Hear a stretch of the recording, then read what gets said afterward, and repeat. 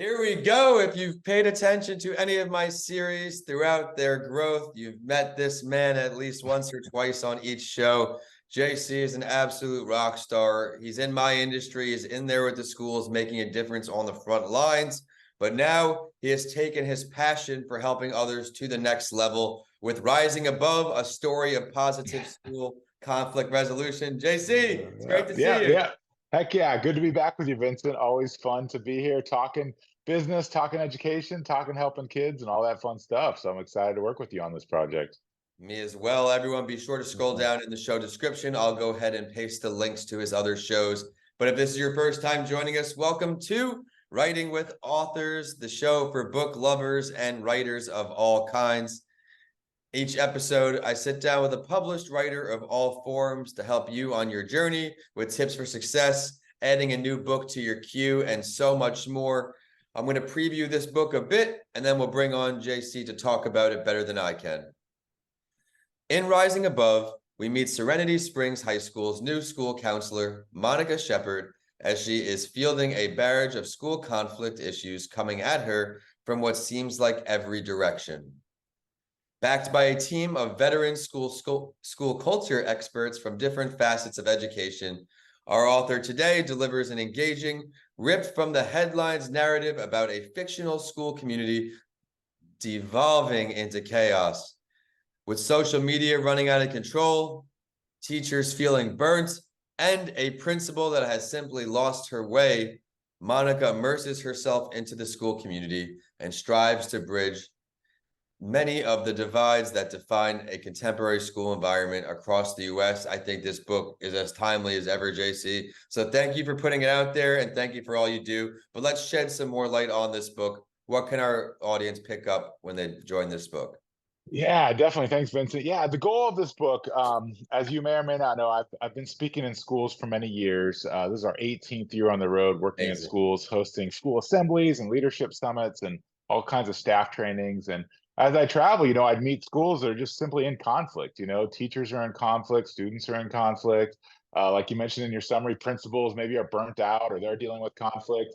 Even in my own community here, I live in Dripping Springs, Texas. There's like conflict with parents and the school board and Facebook groups and just all kinds of stuff going around. And so I thought, what would happen if I could write a story about how a school counselor kind of worked through some of this conflict? And so that was kind of the goal of it, was to hopefully help, educators. It's not really written for students per se, but like help educators, students, parents, school board members kind of work through some of the things that their communities are definitely facing. And so that was the goal. Monica, like you said, is the school counselor on campus. And so she's kind of entering this environment and working through these conflicts with each different character in the book. And the way I kind of like strategize the strategies that she used was I interviewed a lot of experts in the area. So not only am I a counselor and someone who's been working in schools, but I interviewed, top principals and superintendents and school counselors, and even someone from the National School Board Association to like ask them, okay, hey, if you were dealing with this type of conflict and you were dealing with this type of stuff on campus, how would you handle it? And so we kind of took everything that they said and we jammed in this story. So Monica's kind of like living out the strategies that these people would have used in real life. And I think you just said it, it's real life scenarios here. You've talked and spoken with experts just like yourself to make this the most valuable resource. In what ways do you see educators being able to use this book? You mentioned it's for adults, board members, parents. How can they use this best? Yeah, well, a lot of educators or schools, they'll do book studies. They'll bring in speakers for professional development. Maybe they'll have a new teacher or a new vice principal or someone. That's who this book is really geared for. The veteran educator that's been a principal for maybe a long time maybe already knows a lot of this stuff, but a lot of educators are just entering these crazy environments and they might have to deal with an irate parent. They might have to deal with a student that's being a jerk in their classroom. And so how do you do that? So we really wanted to use Monica to like model what that looks like. And I really feel like we did a good job in the sense of making sure our readers can learn the strategies. I think a lot of times you pick up a book like this, whether it's about business, education, like, I mean, it's not a the self-help industry in the sense that you're looking for life strategies. Yep. And so what we did differently is like we made it a story. And so I think that like people will remember, how Monica deals with these things, and then they will go live that out in their life. As opposed to reading a book where it's like, here's strategy A, B, and C. Now you go execute that. It's like, no, we really wanted to show and illustrate how Monica would handle it, with the hope that a teacher or administrator could do that as well. And I just type it up here for when it goes live. It's focused on being able to implement the strategies, not just give you these strategies. And of course, we've all read many books that, go do this. You still have to take action. JC makes it easy for you to do that. This is amazing. I'm real proud of you. Yeah. It's great to see Yeah, it and come then to life. the other thing that's cool, like I mentioned, the interviews with the experts. So like Dr. Pete Getz, he's a big friend of mine. He's a wonderful principal out in California. So like not only do we provide the video of the interview I did with Dr. Getz, but in the book, like Monica basically, it's fictional, I guess, but she has a journal that she keeps. So you get to see her journal, and in the journal, she's So got cool. all the notes from like what Dr. Getz said. So not only do you get to see what she's doing, then you get some of that broken out content like from the expert himself that you can hopefully implement as well. So it's kind of cool in that sense. I love how you really went above and beyond. You're making this, obviously, you said there are books similar, but you really put this book out there. You put the time in. I think everybody will see the value out there. I know you're an ambitious guy. I know you're creative. Starting with Disney, the creativity started. If you don't know JC's story, go on to his other episodes with me. You'll learn it. Was writing a book always a part of the plan? Writing a book's been kind of interesting because I never really fancied myself as an author. Like you mentioned, like my goal in life was to work for Disney. I love stories. I love filmmaking. Like that's all I really want to do in life. And Teen Truth kind of took me on a different direction. Teen Truth started as a film that I produced, and it went off and just kind of did gangbusters and allowed us to start speaking in schools and visiting communities. And here we are, like I said, 18 years later, we've got a ton of Teen Truth films and done a lot of work within schools over that time. And so the books were kind of something that came out of a need that I was seeing. And what's kind of cool about my progression as a writer is the first three books I wrote were all self-published. So we did it through Amazon. I have a co-writer. He's on the book, Ryan McKernan. He's my buddy. He works with me on all my stuff. He's basically the backbone of everything we do at Teen Truth from a writing standpoint. And so we wrote a book on school culture, and we just said, hey, as we're traveling across the country, what are the things that schools are doing well with regards to school culture? We wrote the book, put it out there, it did well. And what was cool about it from a speaking standpoint is it actually gave me like a new platform to speak on.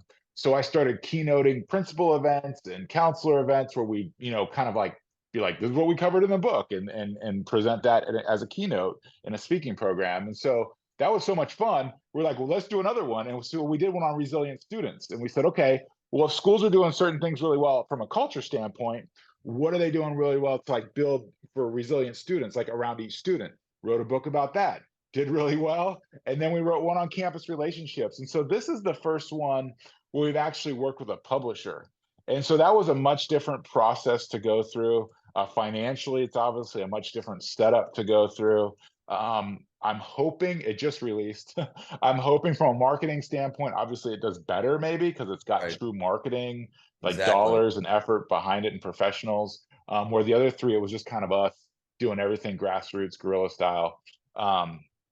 So yeah, so it never was really part of my plan. But as we built the business, it became something that like became evident we needed to kind of support the business. So it's like the book kind of gives you credibility in the sense, but two, what it really provided, like I mentioned, were these new speaking programs that came off of it. So Ryan and I outlined everything, we worked on everything, we wrote everything. And then for me as a speaker, it was like, wow, okay, well now I've basically outlined an entire new program that I can do on resilient students. Or the campus relationships one was kind of the opposite. It's like I took a program I was already doing on campus relationships and we turned it into a book. So I'm interested to see what comes out of this. Like we've been focused on the writing element. But the cool thing, like from an entrepreneurial speaking standpoint, is the books have really led to bigger and greater opportunities that we wouldn't have had if we didn't take the time to write the book. So hopefully that I answers love your it. question. I love, of course, above and beyond as always, JC. And it's a great example right there to inspire everyone who's tuning in today, who's not quite finished their book, put it through. The book opens a lot of doors. In some ways, it's a business card for me in certain scenarios. And here you see he's now having programs based on each book. Your book can always involve a little different with me. I have the mental health book for each age group where I'm able to use each book differently. Don't sell yourself short. If you're not walking away inspired, I don't know if I can ever find a more inspiring show. But before I let you go, JC, you mentioned you went now publishing. You originally had done self-publishing. What was the major difference you found to maybe help our audience out there looking to take that same step? Yeah, well, there are a few major differences. Like one is you lose a little bit of control. So even like for the book creative, on my other books, I had complete control. I work with a designer. If I want to do 50 rounds of it, I just got to pay the guy and he'll keep designing, right? Yep. Where with working with a publisher was like, no, you get 2 rounds of changes, or here's the 3 examples we're going to give you, pick one. Okay. So that was kind of interesting. I mean, I'm happy with how it turned out, but in the process that there was a little bit of pressure there. The other thing that was really interesting is like the deadlines. Obviously they give you deadlines because they're like getting the book to the street. Where when you're self-publishing, like we have our own deadlines that we'd set, but it was Sure. just me and Ryan kind of working on things, or we'd hire like a proofreader to kind of go through and copy edit everything. So that was kind of interesting working on the deadlines.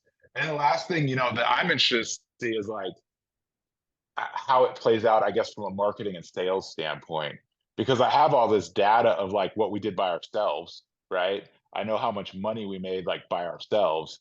I'm interested to see how that plays out now, having a publisher behind it. And Yep. so, that won't be something we'll know for a year or two, but it's like, it'll really be an interesting test case of like, which one reaches more people, which one drives more revenue. Like it'll be kind of interesting to see. So those were the 3 main things. But I work with Josie Bass. They have a group called Wiley. That's Wiley's like their brand in education. The people we worked with, they were like super professional, really great. The benefits are like the really professional like proofreading, the Right. super professional book layout. Um, Another thing, like it did have to be longer.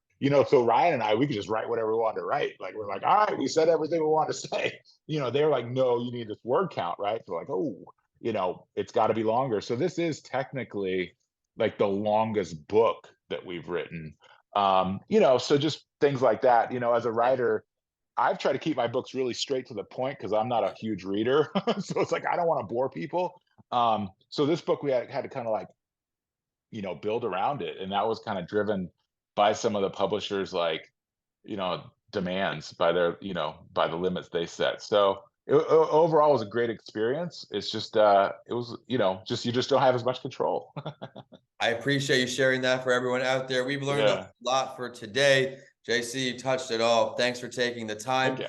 Is there anything else you want to touch on your new book? Or if not, just share the contact info and where we can find the book. Yeah, no, I mean, I think we covered everything. Hopefully the book, like I said, is this kind of ripped from the headlines for educators. We literally ripped stuff from the headlines. So we took some real stories that people were going through, we put them in a book for Monica to deal with. We changed the names and characters and all that stuff. But it was a really positive experience, and I'm hoping that people really enjoy the narrative format of the book. Our publisher told us, like in education, this is basically the first time they ever did that. So Amazing. we're breaking ground for Wiley in general. And I'm really hoping that as a teacher or an educator or an administrator reads this book, since it's written as a story, it'll be something they stick to. So yeah, so you can find it on Amazon, Barnes and Noble, anywhere you buy books. Our website is teentruth.net/school culture. So if you go to teentruth.net/school culture, you can read about the book. You can click to order. You can even fill out something for bulk orders, like if you want to order copies for your staff to get a discounted rate on that through Wiley. But yeah, no, thanks for having us here. teentruth.net/school culture has got everything you need. I love it. Well, JC, thanks so much again for coming by. It's always great to connect with you and hear the latest in your world. Everyone who's looking on today, thanks for keeping this show going. Admittedly, YouTube is always challenging for me, but we're making headways now, around 70 interviews with great authors. So go to the playlist, check out another book for your queue. And I am at Vincent A. Lancy on all social media. The show is at Writing with Authors, mainly on Facebook. But for now, we're signing off from Texas to Florida. JC, thanks so much again. Thank you. I'll take care.